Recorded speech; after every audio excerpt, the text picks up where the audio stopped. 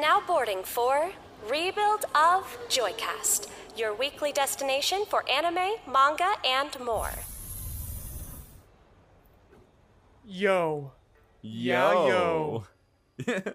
As we promised last week, I mean, we're just gonna get right into it. Guys, I got caught up on One Piece. I'm so freaking happy. I think it was last year when you, decided to finally get back into One Piece, wasn't it?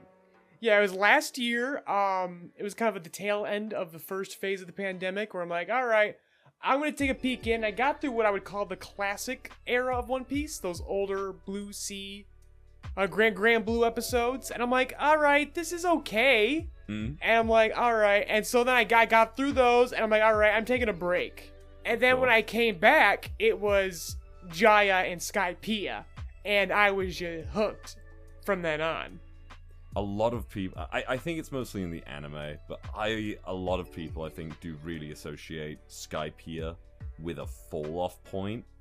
But I think that people are divided on it, and what a bunch of jokers. If you don't like Skypiea, how embarrassing for you.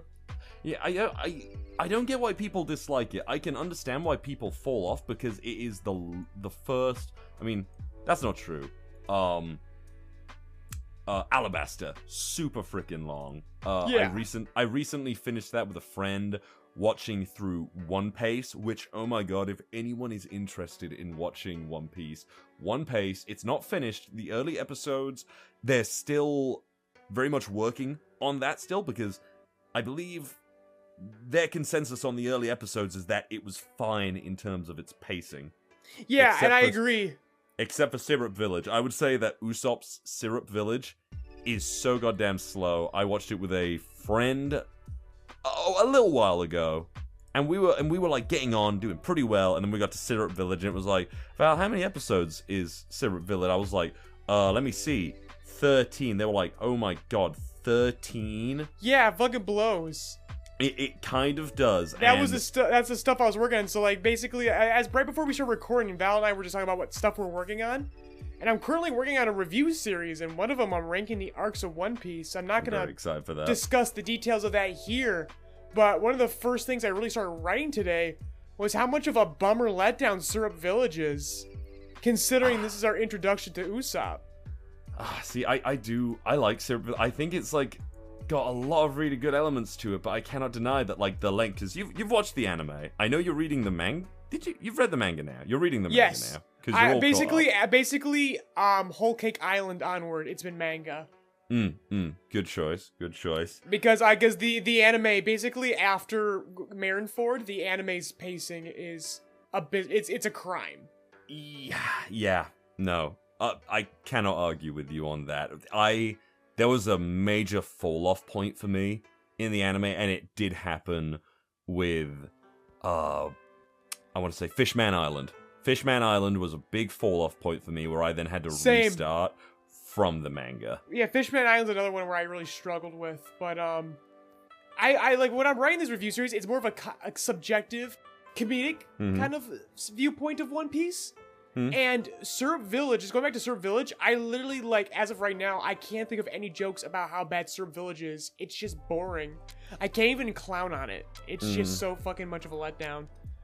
I really like the introduction to Usopp and everything, but it's one of those things where Usopp is such a hard character to like at the beginning of the series, but I think that's he's petulant. Yeah, he's really petulant. That's the point. He considers and does, in fact, desert the guys occasionally, when they finally get to say, He's a coward. I mean, you need your coward character, dude. Yeah, when they finally he plays his role well. When they finally get to Arlong Park, he abandons Zoro on the boat and everything. And it works out alright, kind of, for them. But you can't help but be like, that was actually a genuinely shitty thing for Usopp to do, to leave Zoro on the boat and everything, and it makes you really annoyed with him. And I think Usopp only really comes into his own, or you really start to like him and see his course of development around Drum Island, where he offers Dalton his back, and he's like, "I will carry you up the man because he wants to be able to, like, you know, be like Luffy and Zoro. But yeah, because they're in there. He's like set up as a rival, like a piss poor rival to Luffy, a foil. Oh yeah, and he's always it's like kind of how he initially starts. He's always being like, I'm Captain Usopp, and that's part of his lie and everything to just intimidate people and things. I think there is like Usopp obviously acknowledges that Luffy is the captain and everything because he respects Luffy. But Usopp's initial goal is also to be a captain. Like, he's like, basically, like, I'm gonna be with Luffy, build up my reputation, and then I'll become a captain. Precisely. He's like, yeah, I'll probably, like, you know, leave at some point. That is, like, an impression that you definitely get on him. But then everyone obviously grows on him, and in turn, he grows on them, even with, like, his bad little traits and everything, the negative things about him. Everyone just kind of loves him. Because he's the most based member of the Straw Hats, and they respect that. He's the most human of them all. Yeah, it is great. And there's a point to that. We should probably start from the beginning, because we have, like, hopped right into something. Oh, that's all we're gonna do is hop around, but my main, like, the real thing I want to talk about, because the last time we discussed One Piece on this podcast, it was Whole Cake Island. Mm-hmm. And I said that, like, that's part where basically I divide One Piece into 3 eras: the classic era, the peak era, and the modern era. Classic is Romance Dawn up until Jaya. Then Jaya through Marineford is the peak. And then everything after, you are in modern One Piece. And I find that the beginning of modern One Piece is a bit of a fall off. Like, there's kind of a decline to that. I'm particularly not a fan of the time skip. I'm not a fan of Fishman Island. Basically, the only, like, honestly, when it comes to modern One Piece, I don't really get excited for it again until Whole Cake Island. I think Whole Cake Island is the return to form. Dressrosa has its moments, but it's too fucking long. It is. Yeah. It is way too long to justify itself. Dressrosa is painfully long, admittedly. I completely agree with you on that. Dressrosa, in my opinion, feels kind of like the modern One Piece Alabasta, I think. Yes, I would agree with that. It's definitely its take on Alabasta. Yeah. It's where it's time to fight a notable fucking pirate. Yeah, it's like it's another Shichibukai similar to Crocodile. Because up until that point, that's one of the things I don't like. Why I think there's a fall off after Marineford. There's never a really true threat again until Dom Flamingo. Oh yeah, I think though. Things like Punk Hazard. That being said, I do enjoy Punk Hazard. I would say Virgo is the first real threat that they come across, but he doesn't really interact with the Straw Hats much, except for, I think, Sanji. I don't think he does. There's Monet, and you're actually right. There isn't much of a massive threat to the Straw Hats until Dressrosa, yeah. But I would say that the stakes for the world itself and the people around them are huge. Like, for example, Mermaid Princess. Yeah, because she's revealed to be Poseidon. Yeah, that is like a huge revelation. That is massively important in the context of the world and everything. Because we've heard all about these, like, amazing weapons. Pluton, Poseidon, another one that it eludes my mind right now. But it's really amazing to see that, Poseidon is the power to... Uranus? Thank you. Uranus. Poseidon is the power to control the Sea Kings. And we see, like, Luffy and everything, like, punch and slap Sea Kings around, stuff like that. Yeah, that's one of the things that's one of the things I don't like is by the time we get this revelation that Pluto is a person and that person's power is to control the Sea Kings. Yeah, in the beginning of the series, the Sea Kings are a huge threat, but then they kind of become throwaway very quickly. You are right, but it's like Titans. Together, it's like Titans in Attack on Titan. You've got to think about if one person decided, I want every single Sea King to go fuck up this one place. The sheer volume of them, people would not stand a chance. I mean, Laboon, I don't know if Laboon counts as a Sea King, but Laboon is like one of the biggest thing in the series. Do they not? They're called continental whales or something. Oh, yeah. They're generally peaceful. But that's the thing. If something like that was counted as a Sea King, because I believe Laboon is considered is the largest thing in the entire series. I believe. I might be wrong. I swear to God, I remember seeing like... You say that, but then fucking, what's the island Zoe? Oh, of course, you're right. Absolutely right. It's Zoe. Gotta be Zoe. Zoe is the biggest creature. Thing in the world, but Laboon is definitely the biggest sea creature that we've seen in the span of One Piece. Just imagine though, if something the size of Laboon and also the volume of it, like someone was like, I can tell you to go fuck these people up. I want them dead, all of them. That would be horrific, you know. And you gotta think if the princess was like, I hate humans. I want all the ships in the world destroyed. That would cause catastrophic problems with trade. It would affect the world on a monumental scale because it's a seafaring world. And you wouldn't get regular trade until aeroplanes or something, or people that can fly. You'd need something like Morgan's goddamn, like, albatross newspaper shop or something that can fly if it wants to, you know? That's the kind of thing where it's, like, really serious, which is really cool.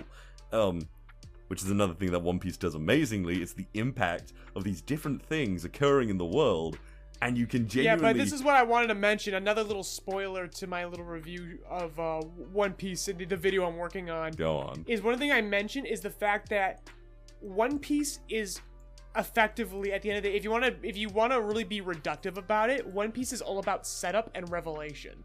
At its core, that's all it is. And so, like, that's like the barometer by which I've been ranking them all, is when can I recognize I'm being set up? Okay. Like, I think it's a good thing when I don't know it's being set up. That it can exist, an arc can exist on its own merits. That's why I'm like, I don't really care too much about Fishman Island, because like they mentioned Joy Boy, as we'll get to, and they revealed Poseidon. It's like, yeah, cool. You're blatantly setting up information and paying off other things that were blatantly set up. So that's why I'm not impressed. Whereas Skypiea is super impressive to me, because people talk about, oh man, I can skip Skypiea. Bitch, you can't. You think you can, because you didn't know you were being set up. None of us did. No one did. And that's why I find it great. There's hints about things like that, because a lot of people do listen to, like, Oda, what he's saying about things like, Oda, what is your favorite panel that you've ever drawn? And he's like, I love the panel. My absolute favorite panel is the panel where Luffy is on Skypiea and he's dancing with the crew and all the wolves. It's one of my favorites too.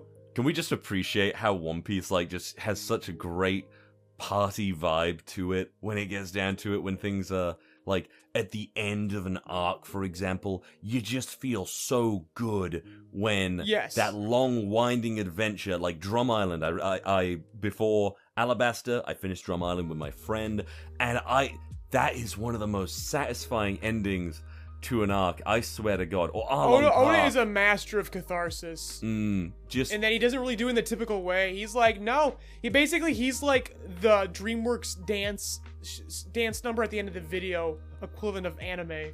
But, like, it's a good thing. It's a great thing. I love when, at the end he's like, no, let him dance and be happy. Yeah. At the end. It's like, you know what? In the context of One Piece, that's actually very fitting. And then not everyone's happy at the end of them.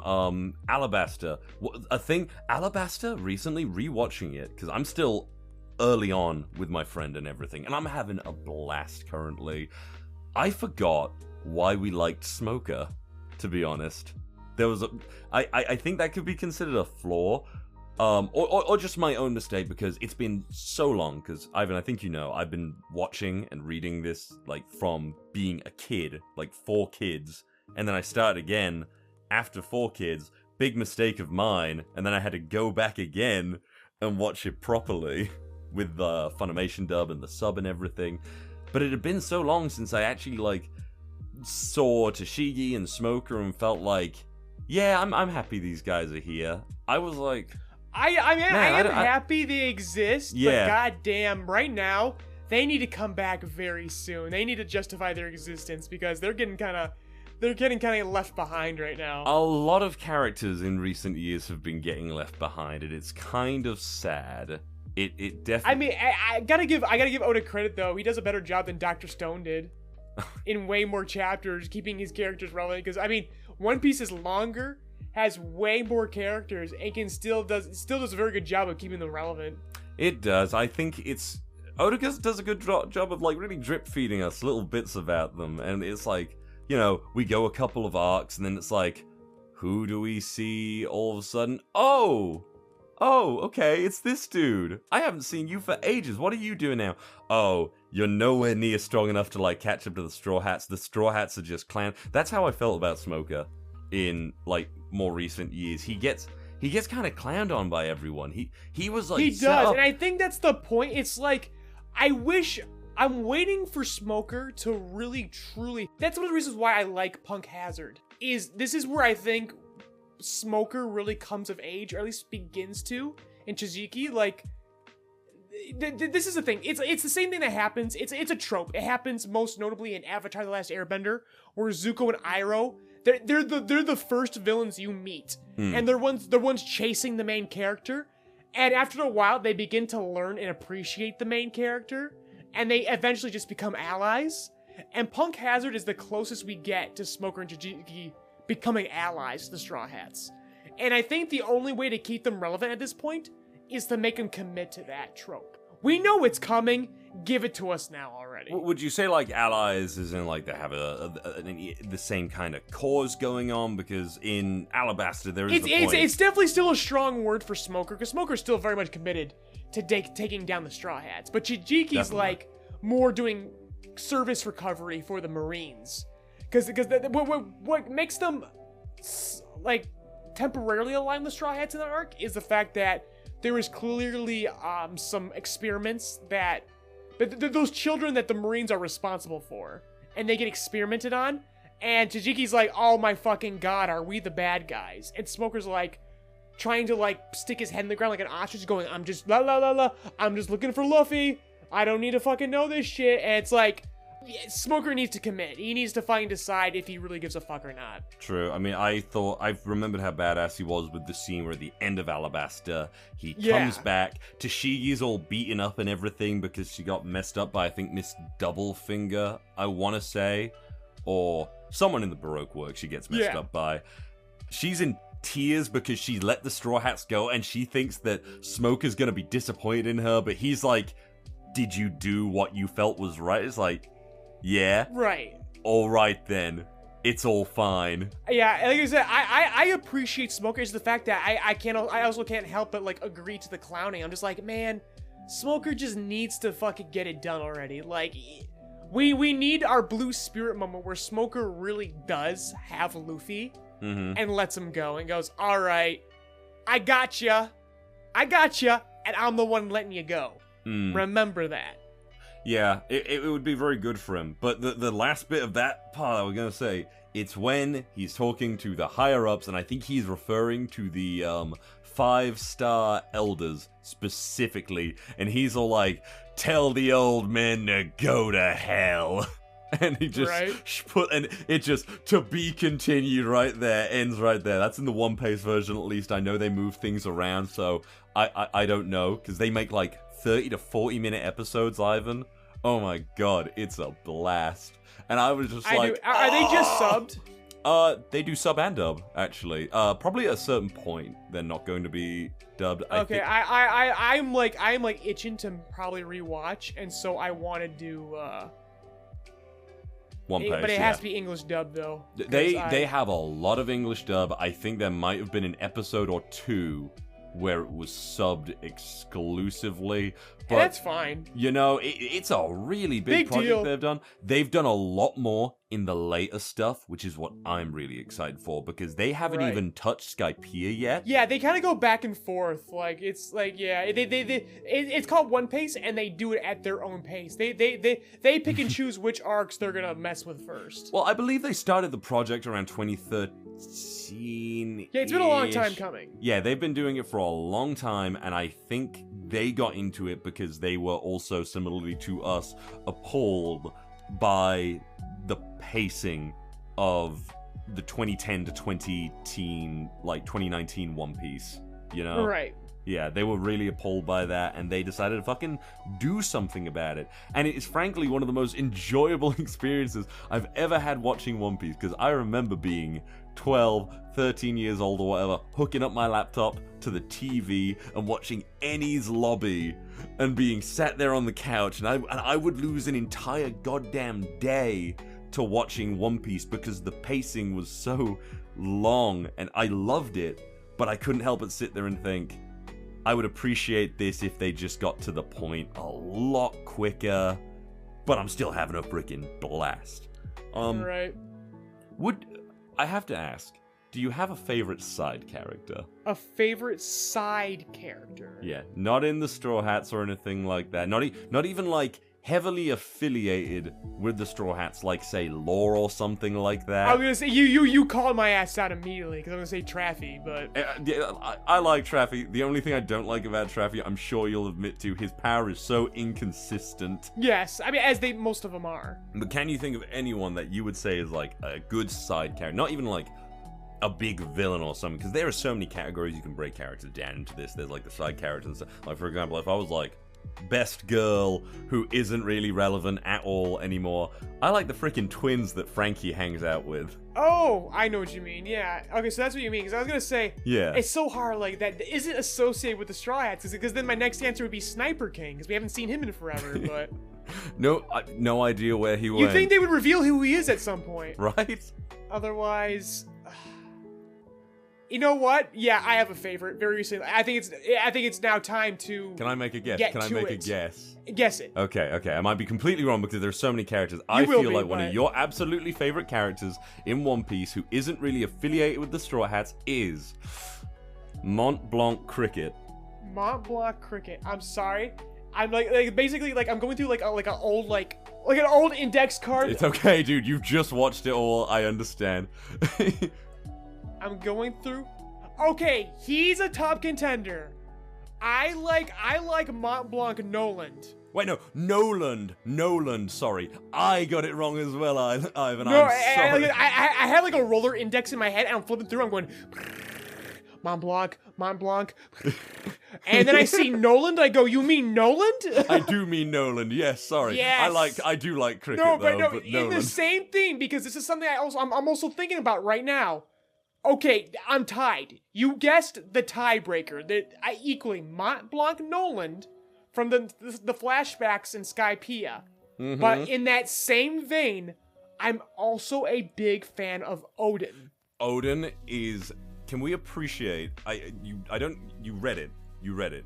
The anime did a really good job of his like backstory. They dedicate like a small arc to him and his backstory.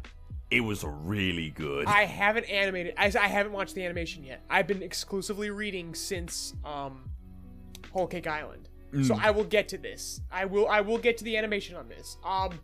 But what I want to mention is now, like I said, last time we discussed on this podcast, I was reading Whole Cake Island. I said, all right, I'm going to take a break, and then I'm going to read Wano Country.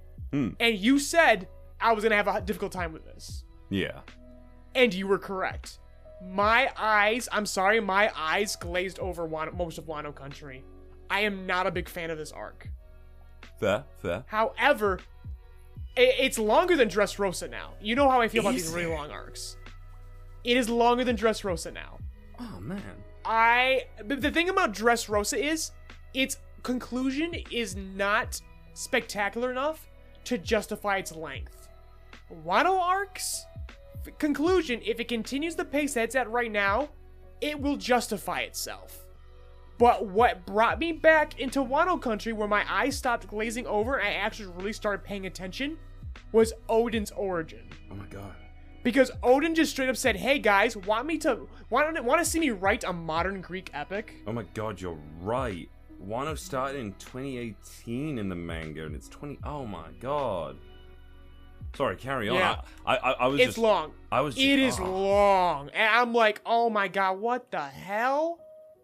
And it's got good moments.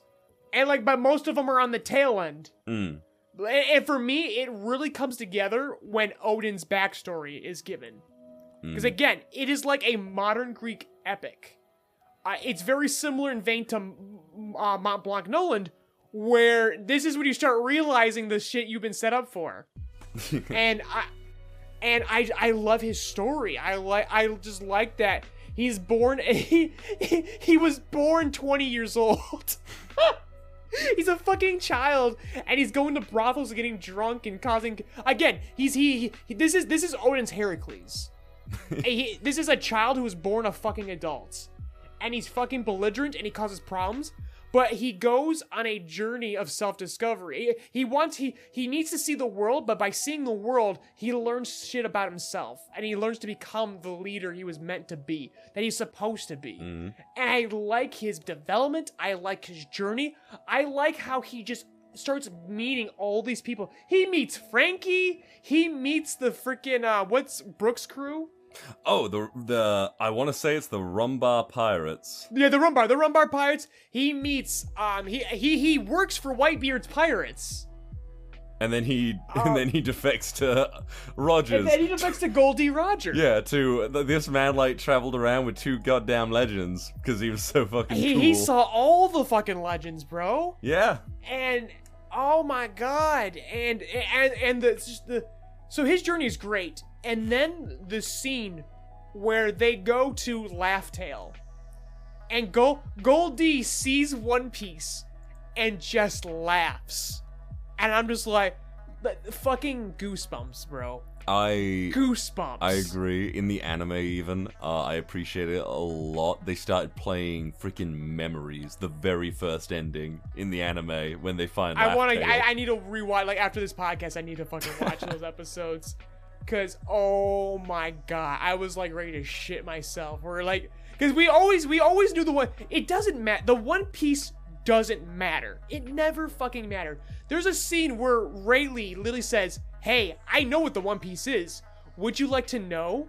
And freaking Usopp's about to ask, and Luffy goes, "Shut the fuck up. We should not even know if it actually exists or not." Yeah, he doesn't. Because that's not the point. If a single one of you fucking ask what it is, I'm done. We're going. If you're done, I'm fucking leaving. I am ending the series. That's literally Oda saying, if you guess what it is, I am going to abruptly cancel this series, and I will never actually confirm it. And I love that. I love that because it doesn't matter. So when you finally get close to it and you see Goldie Roger's face, and he laughs. And before then, they called it Raftel. Mm-hmm. And he goes, well, it's actually called Laugh-Tale. And I'm just like, fuck. Again, that's Oda saying, it's not about the One Piece, it's the story. It's a funny story, is what he's basically saying. It's that cheeky Japanese pronunciation of the L and everything. Yeah, carry on.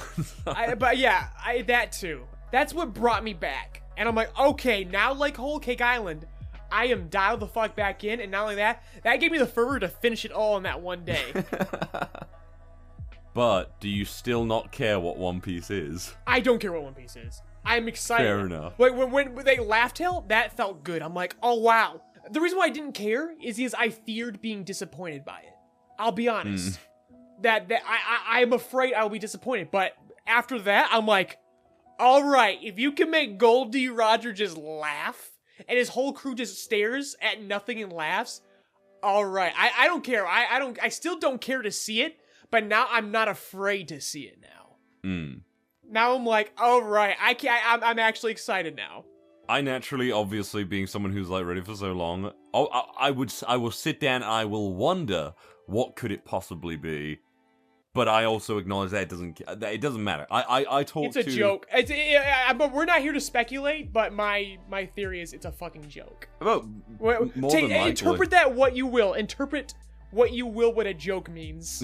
Yeah. That's what I believe the One Piece is. Basically, all I know is that it's a joke, and it will unite the world. Or it's a joke that's going to start a war. Basically, because people are like, does One Piece end when they find the One Piece? No. They're gonna find the One Piece, and then there's going to be a war.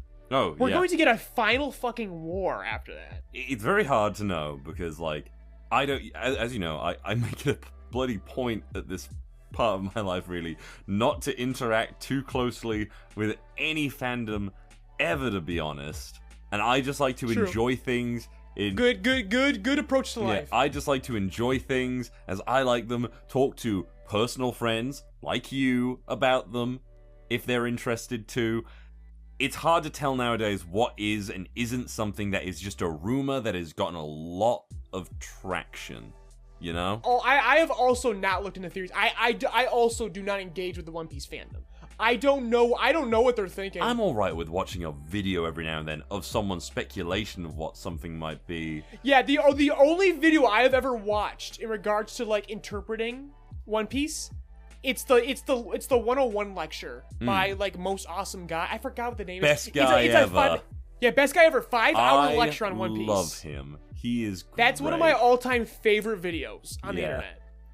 I genuinely think that I think that belongs in the Library of Congress. I'm not joking. I'm not making a joke. I think that's a very important.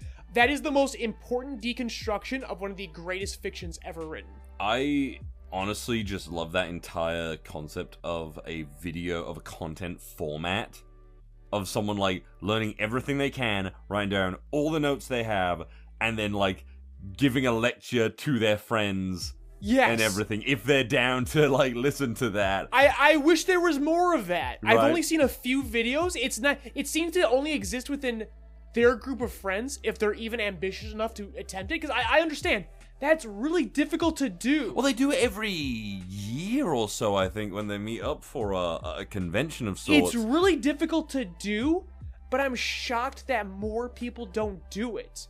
The closest thing you get to this is Salty DK Dan's Have You Heard Of? Where that's a very short, abridged version of that. Where Salty, it's like an abridged version of an iceberg.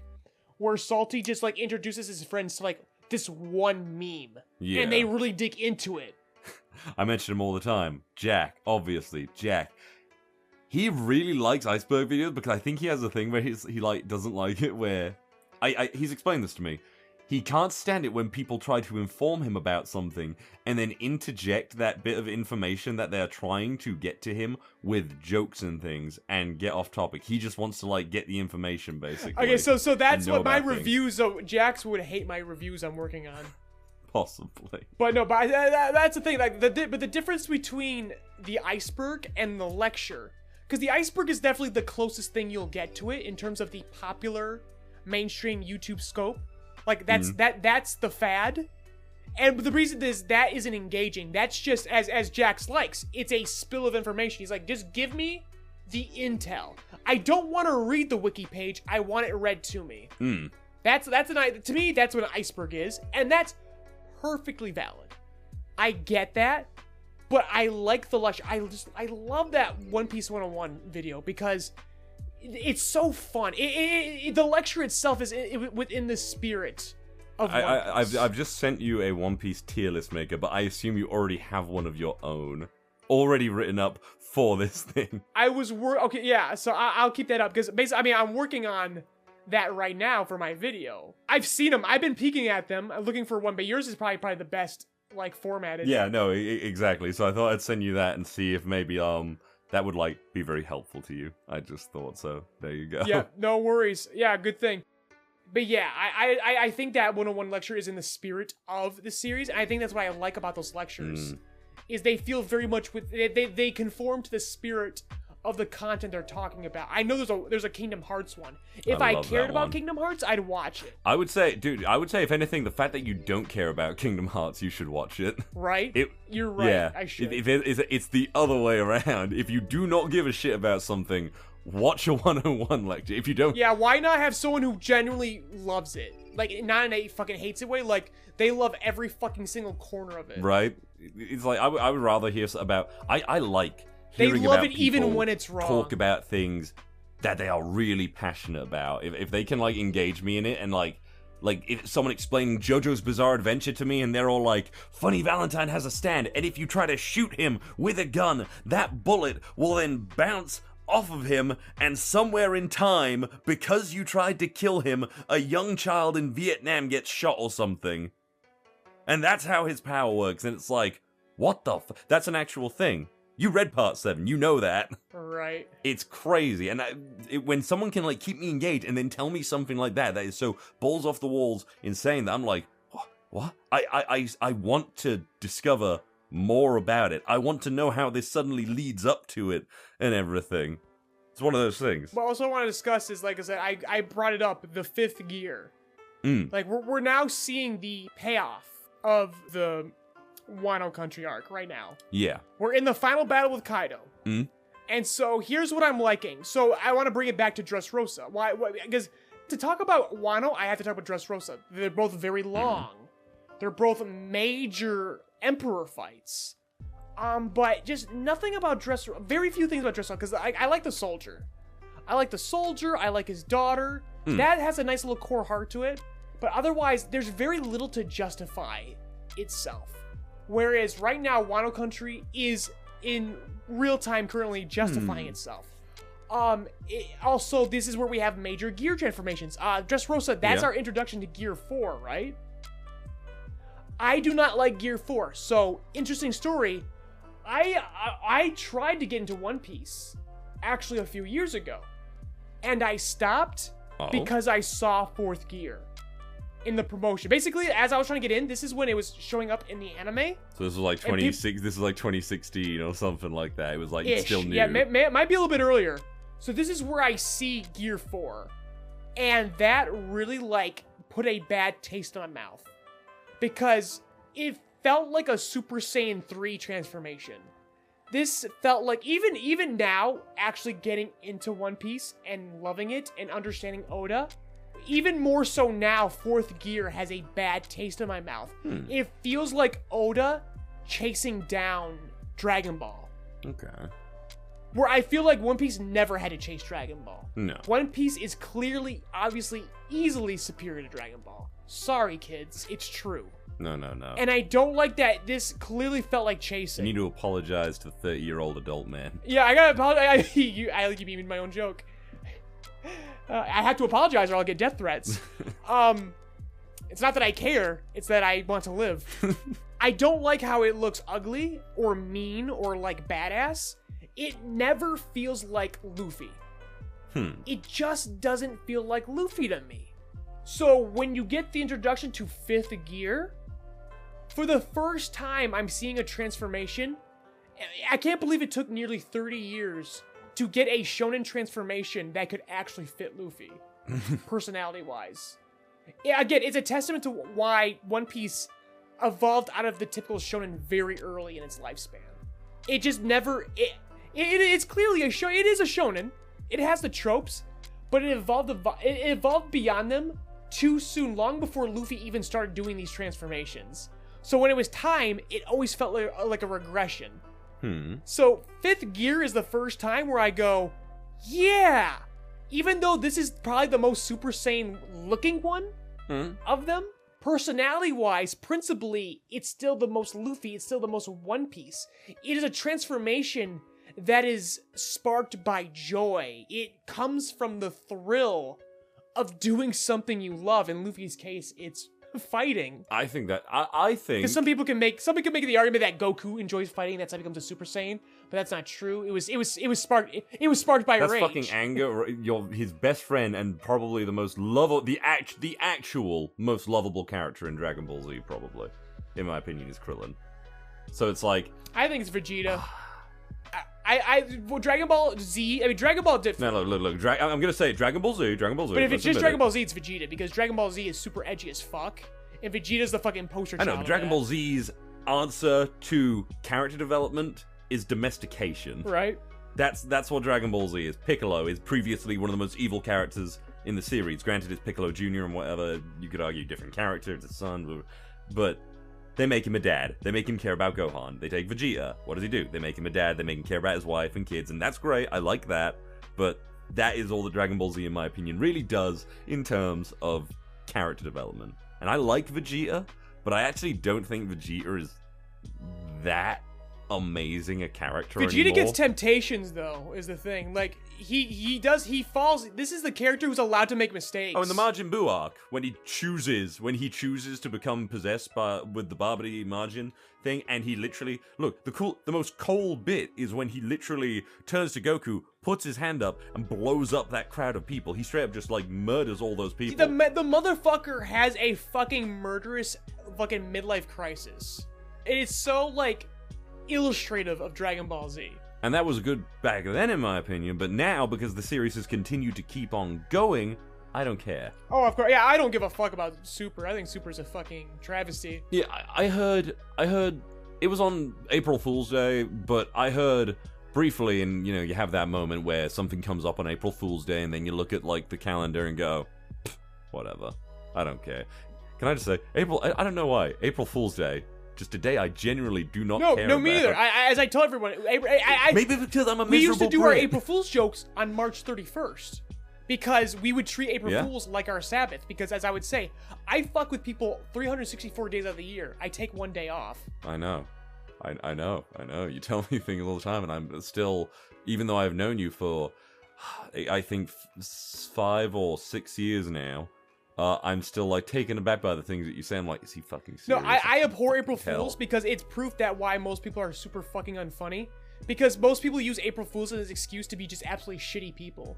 They're not even funny about it. It's usually like really shitty things, and I don't like it. No, that's fair. That's the thing. England, it's not really a big thing in England, honestly. Thank God, but you guys are doing something right. We do theaters better than you. I went to see, what was it? Actually, no. Well, yeah, we've already talked about the theater thing. We don't really have that many people, as far as I know, screaming when like things come on. But here's the thing. I like for a midnight showing of an MCU film. I like it. But otherwise, yeah, get that shit the fuck out of there. Yeah, it's like, I went to see, you know, Endgame or something. It was, like, pretty damn respectful, quiet. Like, you had the odd kid being like, yay! And it's like, I'm happy when a little kid in the cinema was like, yay! I will literally drive, Val, I literally drove 35 minutes to a theater just so I could watch everything everywhere all at once by myself on a recliner. Did I tell you that, I went to see Stampede in 2020. Before the lockdown. Yeah, you told me the story. Yeah. And everyone was super respectful. It was pretty much a packed cinema. Really quiet. And we can... Have you watched Stampede? I'm about to, very soon. That's the next thing I want to mention, Val, because I got so depressed after I caught up with One Piece. Oh my God. God. Went, I need more. I need to watch the movies now. So that's what I want to talk about next, is the movies. Oh, go on. So my my introduction to One Piece, Val, was your Island. recommendation of movie 6. I knew you'd love it. The Festival of Barons I knew Island, you'd love it. which I rewatched this week with Steena. How did Steena like it? Steena loved it. Fuck. I'm putting my finger under my nose. Mustache, baby. Pirates. Fuck yeah. Yeah. The most underrated crew in the entire series, canon or non-canon. I like that. I also watched Strong World. Ooh, thoughts on Strong World? I think Strong World is actually still one of the strongest movies in the entire movie franchise. You are correct on that. You are correct. It's very good. I love how it plays on Nami's already, like, you know, trauma on her, you know, the trauma that we have seen, and then going back into the possibility of being in that life again, working for this despicable man on a wider scale who wants to not only destroy, like, take over the world, but also just take over her entire home, the East Blue, and everything like that. It's really good in that regard, and I wish, and I think we're going to get more of that in the actual series right now, because I feel like Wano, like you said, has had a lot of payoff with characters like Robin and whatnot in the most recent chapter, where she is, say, accepted. She has, like, taken the name that the government, like, has pushed on her from the age of 8 years old, the Devil's Child, and, like, she is rolling with that now, and, like, even implementing it into, like, her way of fighting and everything. If you remember, because I love that bit, and I feel like that is a bit that Robin has needed for a really long time. Robin has needed some stuff for a long time. That's what I bring about Whole Cake Island. I'm like, wow, like the Straw Hats themselves. One of the best parts of One Piece is when you get to learn more about the core Straw Hats. That's the best. That is the best part of One Piece, and that's lost. After Enies Lobby, you really don't get to learn about anyone for a very long time until Luffy. Post Marineford. Post War arc. Yeah. I think is really good, actually. I actually think it's very good. I consider it part of Marineford. I lump them together. Because it's also part of Ace's origins as well. who's basically a piece of Luffy. Ace was in desperate need of more characterization because he has a very strong opening. He's cool. He's genuinely nice. He's X. Sorry, he's Zero. He is Zero. He is Zero to Luffy's Mega Man. Fuck yeah. I am what you can be. And then he dies, and you learn, no, you have to be better than me. You see how cool I am? See how much of a legend I already am, and I am dying right in front of Luffy, you? I'm a fuck You've up. got to be greater than me.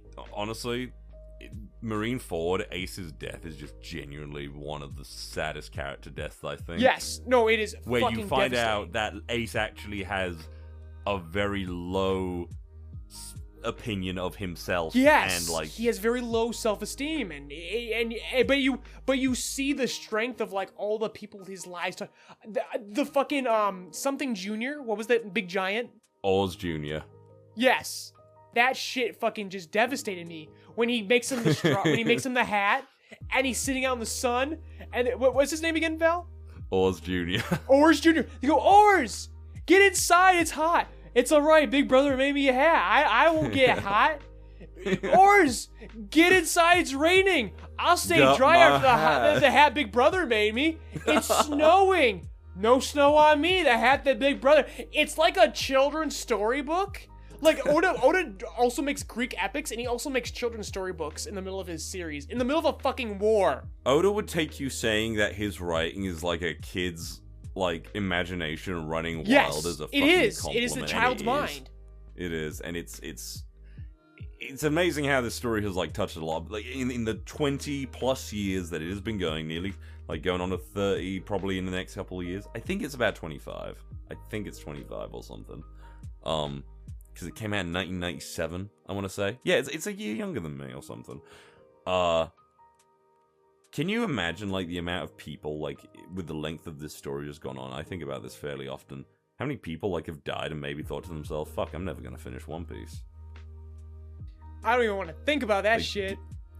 Yeah, you haven't thought about that shit? I definitely feel bad, because I know, like I said, I don't interact with the fandom, but I know that exists. I know there is a... Yeah, for sure. I know there's a segment of the fandom that they understand, giving very specific life circumstances, they are never going to see the end of One Piece. Right? And, it's like, But again, this is why I go, that's why the One Piece itself doesn't matter.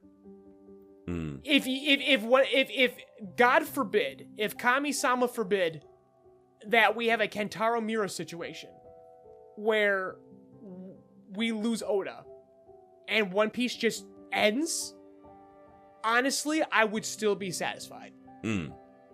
I get that. I think a lot of people are very satisfied with Berserk still, actually. I think so. I agree with that as well.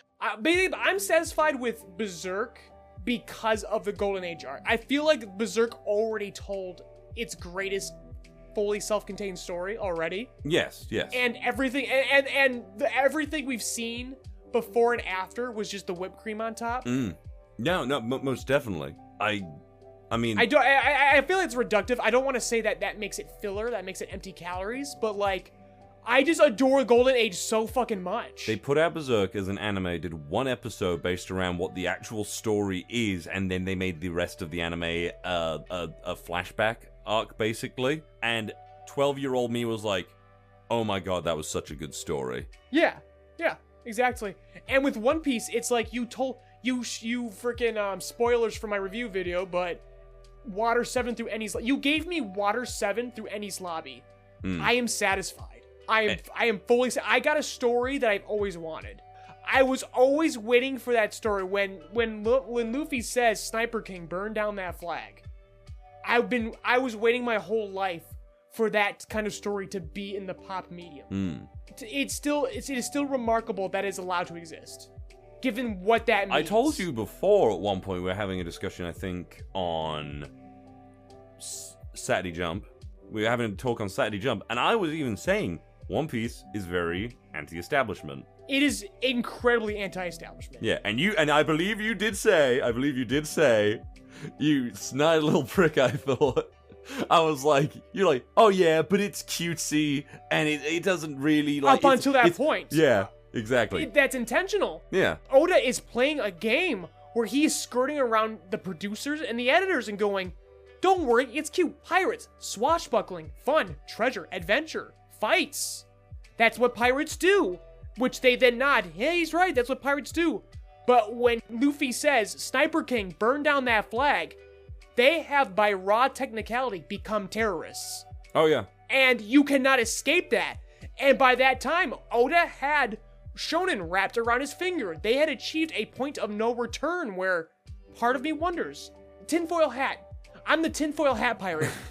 And I'll follow you to the end of the earth, Ivan. I shove my tinfoil hat on as well. It's a smaller tinfoil hat. Is that why? It's a less glorious tinfoil hat, don't worry. I'm vitamin D milk, the tinfoil hat pirate.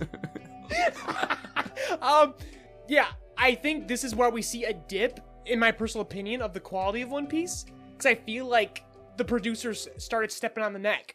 They started catching privy to his message. They said, hey, cut that terrorist shit out. Well, actually, the terrorist shit still continues when you think about it, because It does, but again, it's not as out there as it was during Eni's Lobby. It doesn't feel as direct. Because then we go back into things where it's like Crocodile. Crocodile is a servant of the government. He's not really a servant of the government. He's got his own agenda going on, and he's an evil man, like most servants of the government. I have remembered how fucking evil Crocodile was, actually. In that Crocodile, not the first really, because you got people like Arlo. He's still the biggest. He's the first huge threat. Yeah, he was like, besides Mihawk, but Mihawk was a kind of like a Sasquatch moment. Literally two ships passing in the night. And you look at him and you're like, this is what these guys have to like. Still got his ass beat. This is what you have to live up to, basically. This guy is like up there. No, that's not how you live up to. That's who you have to beat and then keep going. No, exactly. You have to like live up. I worded it wrong. You have to live up to that standard, basically, of strength and power. You have to exceed that standard. That's all about One Piece is about. I mean, even the Mihawks fight. The Mihawks is the first time where we see the Shichibukai even. Yeah, that's the first time we see a Shichibukai, and then that's also the first time where a Straw Hat really gets their fucking ass beat and like an actual blatant loss, and they go, you gotta be better. Sorry, but power of friendship and oh my gosh, that's not enough. Hit the drawing board again. You figure out how this works, but what you got currently isn't enough. It's why that bit is actually so important to Zoro, though, because Zoro now goes into fights. People have been saying a lot lately, I kind of feel the same, that Zoro's fights, it's why they're so important, are very technical, and Zoro usually has to go through the fight, tank some hits, and figure out what exactly he must accomplish or overcome in that fight so that he can reach that next level.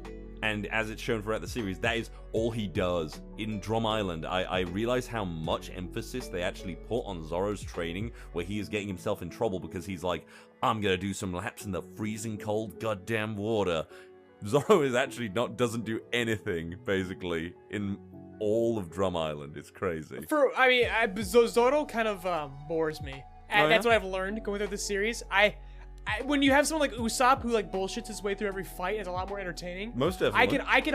I hardly remember. The only Zoro fight I remember is Thriller Bark, which is something I remark in my reviews. Is the fact that One Piece has these little like filler joke arcs, and Thriller Bark is like the peak of them all.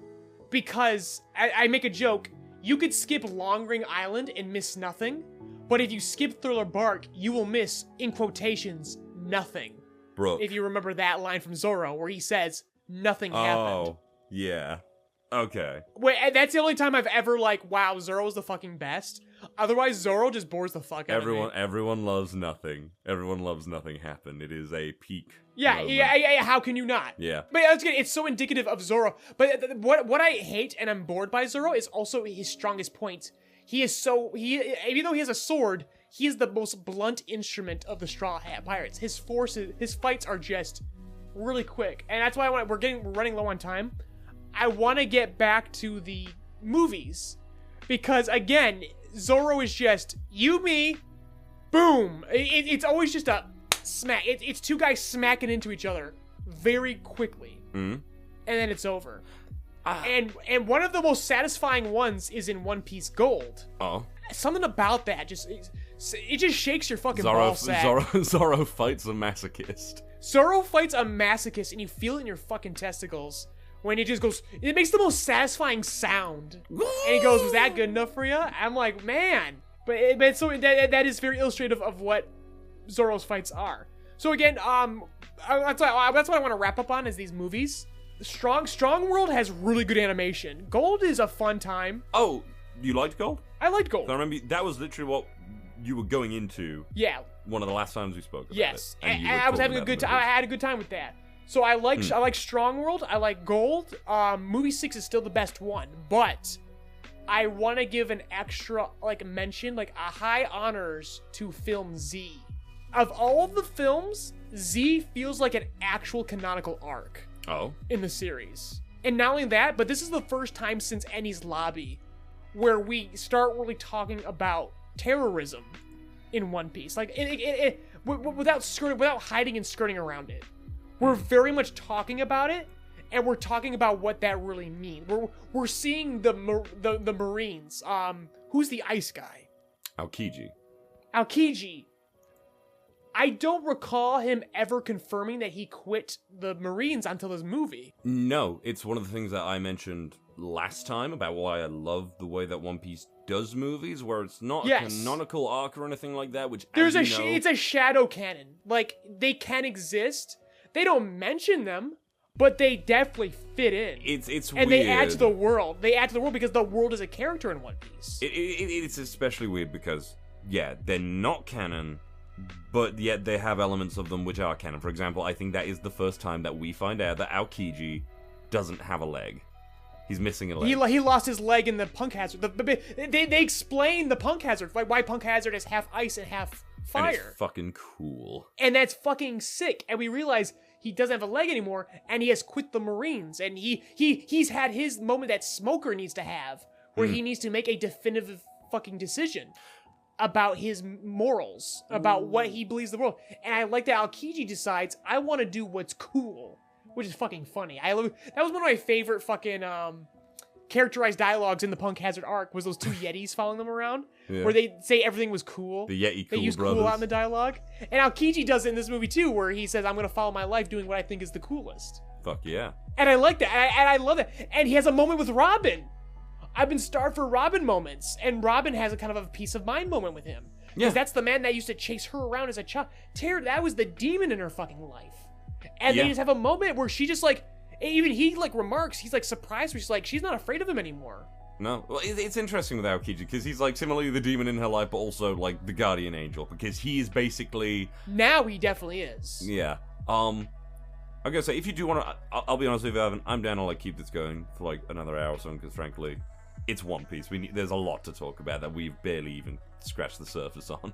Well, by that you mean next episode, because we gotta wrap up. We have a budget, Val. Damn. Okay, then. Next so time... if y'all want to increase that budget and get some more to talk about, I highly recommend you join our Patreon. Because there's a lot I'd like to mention as well, but yeah, you're right. Do it next episode. That'll be good. Yeah, we'll continue it next. We will go part 2 on this because it warrants. One Piece warrants this. So we will just continue our One Piece discussion. Let's be honest, next Ivan. week. Why are we saying even next? Let's just say we're probably going to come back to One Piece a few times every so often. It's such One Piece a big is now thing. just an ongoing thing now. Yeah, well, because that's why I wondered. Because now that we're both caught up, is that going to become part of our weekly discussions with My Hero Academia? How about we go into how about we try and go into an arc every couple episodes or so? I think we'll just do pieces. I think every time we do a full-on catch-up episode, I think that's when it warrants talking about One Piece as well. Oh yeah, honestly, I would be down to go chronologically through One Piece and talk about them in a more concentrated discussion.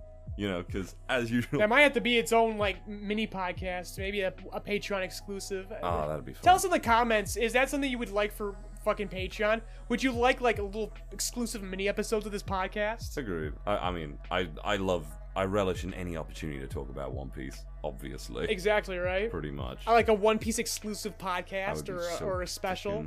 Because I'm definitely working on a review. Yeah, I'm looking forward to that very much. So, yep, so we'll figure that out. We'll come back next week if there's anything we want to talk about, but before we go, I just want to mention that I think 6 is the best movie, But Z is practically a whole arc on its own. Z feels like it has the most reverence to it and the most, like, it like you said, it feels the most like a canonical arc. Like, Zephyr could have been an actual character in the manga itself, you know, and his relationship to the Marines. That something you mentioned, actually, about Aokiji, you are aware that, like, each of the admirals, for example, best example of it, I mean, every Marine, actually, has their own code of justice that they kind of run by, whereas Aokiji is, I think it's true justice, I want to say. I might be wrong on these, but that sounds about right. Aokiji is true justice. Because he talks about Zephyr, like, trying to find his justice. Precisely. Aokiji is true justice. Sakazuki, his name eluded me for a second, is absolute justice, where it's just like, you know, you're a bad person, you need to fucking go down, you need to pay, basically. And then someone like Kizaru is, he's like kind of neutral on things. It is just a job for him. I watched an interesting video, another example of me like just watching, it's usually in the background, where they say that Kizaru is more like a psychopath of sorts who just does things because he wants to, and if it's convenient, and he just kind of lets things play out, essentially. Like when he kind of lets the Straw Hats go, because man can move at the speed of light, he can catch anyone if he wants to, but if they get away from him, he's just like, yeah, that just kind of like happened, I'll just let it go. And it's like Smoker, for example. Smoker is more similar to, say, I want to say he's more similar to Aokiji, where he's more like looking for like a specific kind of justice, and he does what he thinks is the most important thing, which is what he imparts into Tashigi, you know? You gotta do what you feel is the right thing to do, and as long as you do that, you can be satisfied and happy in that, you know? That's the cool thing about the Marines, I feel, actually, in One Piece. We gotta talk about the Straw Hats as well at some point. We can at least do that. Yeah, like I said, I generally believe next week. Again, although that is the running gag of the show, is we say we're gonna do something next week and then we don't do it. True. So maybe don't jinx it, but I would like to continue the discussion next week. Hell yeah, I'm down. Because there's still a lot more to talk about. But this is our hour. Our train. Train? What are you talking arrived. about? We're still in the ocean. We're docking, bitch. No, our sea train is docking at Ennie's lobby. It's heading to Ennie's lobby right now, Val. Oh god, Ivan, please don't piss. We gotta go fucking rescue Robin. No, don't piss off the government, Ivan. We're not ready for this. We're two men. Piss off the government. We're two men with microphone. No. Tell me you want to live, Val. I want to